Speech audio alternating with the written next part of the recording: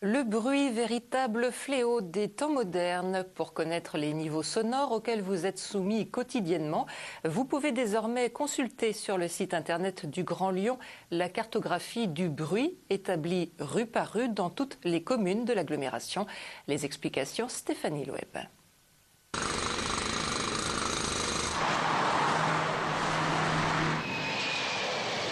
Au même titre que la pollution de l'air, le bruit peut nous empoisonner la vie. En ville, la principale source de nuisance est le trafic routier. Certains quartiers comme Perrache sont particulièrement exposés. Moi j'ai habité sur le quai Perrache, c'est intenable. On ne peut pas dormir les fenêtres ouvertes en été parce que on tient pas ou on est obligé de monter le son de la télé. C'est vraiment, ouais, c'est pas facile. J'ai déménagé, ça résout le problème, ouais. Engagé dans la lutte anti-bruit depuis déjà plusieurs années, le Grand Lyon vient de se doter d'un nouvel outil, une cartographie de l'environnement sonore.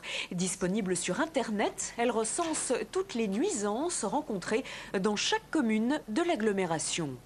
Par exemple, on a ici une carte du bruit routier la nuit, donc entre 22h et 6h du matin, sur la commune de la Mulatière. Donc on voit que même la nuit, on a le bruit de l'autoroute qui est encore très très présent, même si ici on a un mur anti-bruit pour protéger les habitants.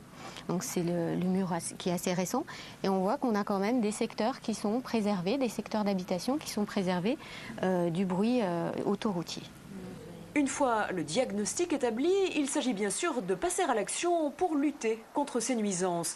Parmi les mesures les plus efficaces, les fameux murs anti-bruit, comme celui de la Mulatière, mais aussi les dispositifs de régulation du trafic. Réduire la vitesse surtout, c'est très efficace au niveau du bruit de l'environnement. Et puis il y a des solutions qui sont un petit peu plus, on va dire, dans l'ombre, qui sont surtout comment utiliser l'espace de la ville, comment construire la ville, choisir où est-ce qu'on va mettre les zones d'habitation, où est-ce qu'on va mettre les zones d'activité, pour que ce soit bien en accord avec l'environnement sonore, pour ne pas refaire des situations où on a des habitations, des logements assez nombreux dans des secteurs très bruyants. Cette cartographie du bruit sera remise à jour tous les 5 ans. L'objectif est d'améliorer peu à peu l'environnement sonore des Grands Lyonnais.